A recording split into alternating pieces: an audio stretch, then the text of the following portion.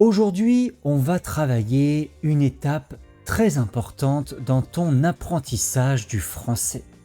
Arrêter de traduire dans ta tête et commencer à penser directement en français. Pourquoi c'est important?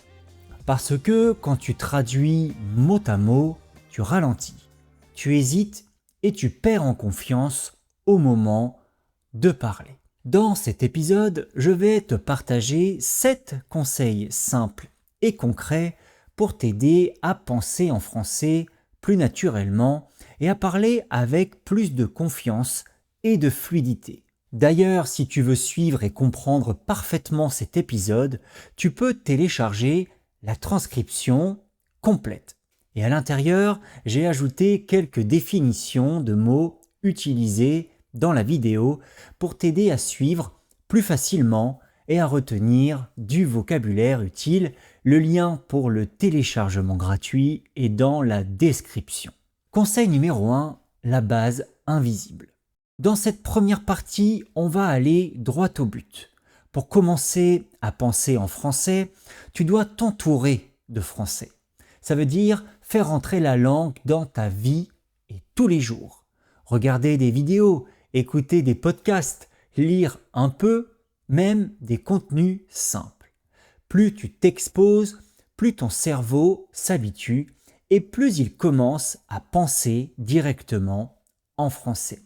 En cours individuel, j'ai un élève qui parle presque comme un natif, sans avoir vécu en France. Pourquoi? Parce que tout ce qu'il fait est en français. Il a créé son propre environnement. Donc si tu ne vis pas en France, ce n'est pas un problème. Tu peux recréer ça chez toi. Change la langue de ton téléphone, regarde du contenu en français, remplace une partie de ton quotidien. Au début, c'est un peu difficile, mais très vite, ton cerveau s'adapte.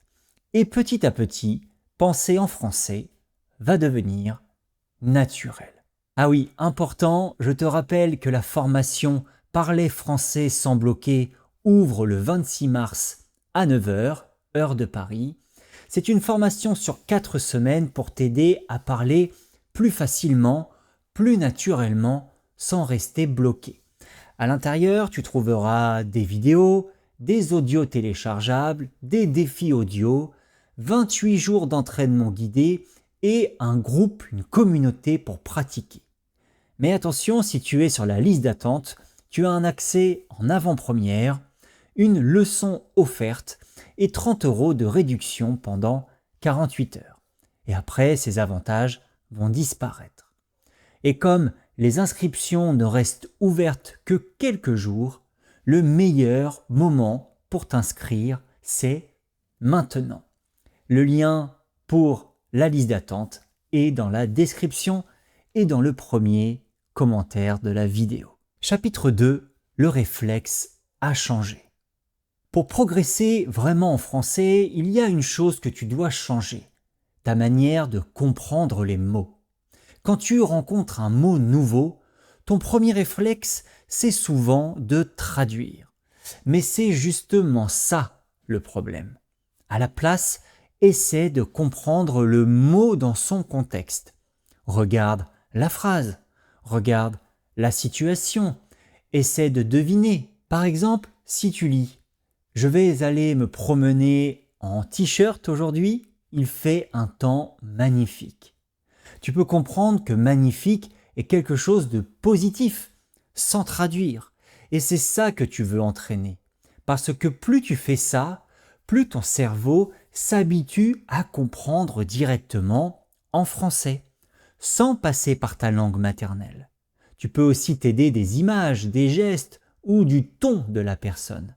Tout ça te donne des indices. Au début, ce n'est pas toujours confortable.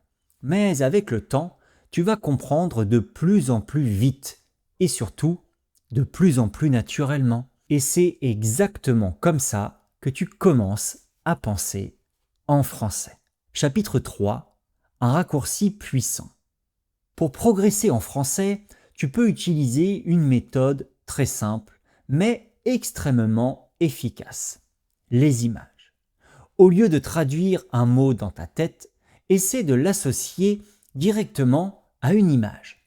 Par exemple, si tu apprends le mot pomme, ne pense pas au mot dans ta langue. Imagine une pomme. Ton cerveau va créer un lien direct entre l'image et le mot français. Et c'est exactement ce qu'on cherche. Parce que tu supprimes une étape. Tu ne traduis plus. Tu comprends directement.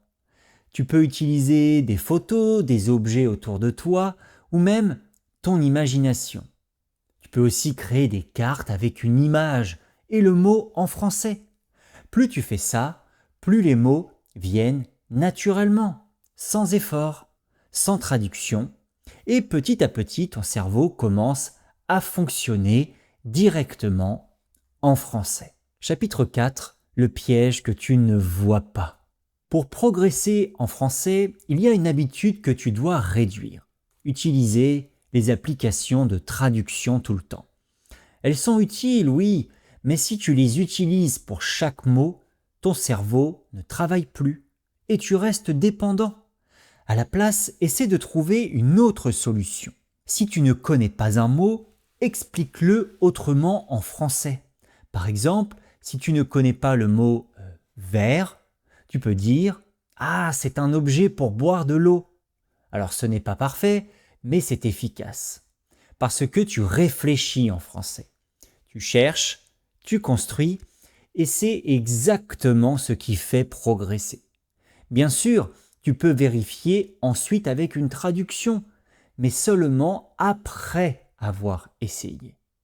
C'est ce petit effort qui change tout. Petit à petit, ton cerveau devient plus autonome et tu commences vraiment à penser en français. Chapitre 5, le déclic quotidien. Pour commencer à penser en français, tu n'as pas besoin d'un moment spécial. Tu peux utiliser ta journée, les actions, tes routines. Pendant que tu fais quelque chose de simple, essaie de penser en français. Quand tu cuisines, je coupe des légumes. Quand tu marches, je vais au travail.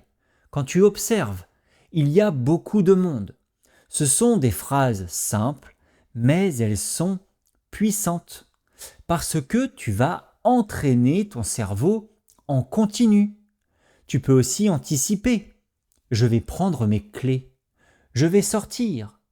Tu organises tes pensées directement en français, sans attendre une conversation. C'est discret, c'est facile à faire et c'est très efficace. Plus tu le fais, plus ça devient automatique. Et un jour, sans t'en rendre compte, tu penses en français. Conseil numéro 6, le passage à l'action. Pour vraiment commencer à penser en français, tu dois passer à une étape essentielle. Parler à voix haute. Même seul, parce que quand tu parles, ton cerveau ne peut plus tricher. Il doit organiser tes idées directement en français. Tu peux décrire ce que tu fais, raconter ta journée, ou simplement parler de ce que tu vois autour de toi. Peu importe si ce n'est pas parfait, l'objectif c'est de pratiquer. Tu peux le faire chez toi, dans ta voiture, ou même dehors avec des écouteurs. Les gens penseront que tu es au téléphone. En parlant à voix haute, tu vas t'habituer au son, au rythme, à ta propre voix en français. Et surtout, tu vas gagner en confiance. Au début, ça peut sembler étrange, mais très vite, ça va devenir naturel. Et c'est à ce moment-là que tu commences vraiment à parler sans bloquer. Conseil numéro 7, clarifier sa pensée. Pour aller encore plus loin, tu peux utiliser un outil très simple, écrire.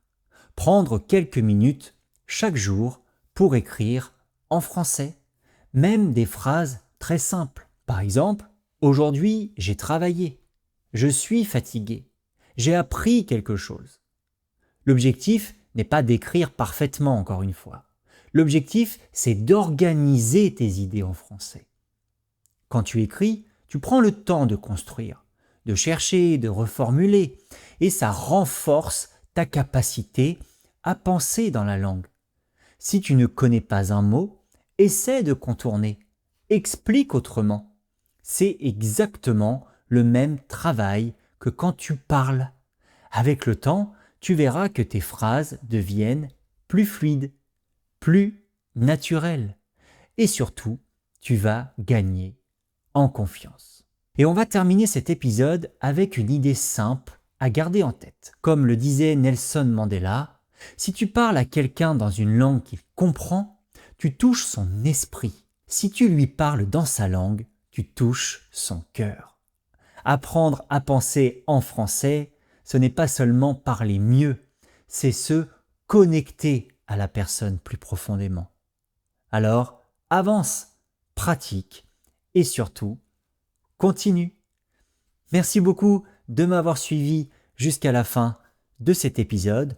N'oublie pas de télécharger gratuitement la transcription de cet épisode et inscris-toi sur la liste d'attente pour la formation Parler français sans bloquer. Je te garantis que ça va valoir le coup. On se retrouve très vite pour un nouvel épisode sur Spotify, Slow French and Talks et sur YouTube, Apprendre le French. À très vite.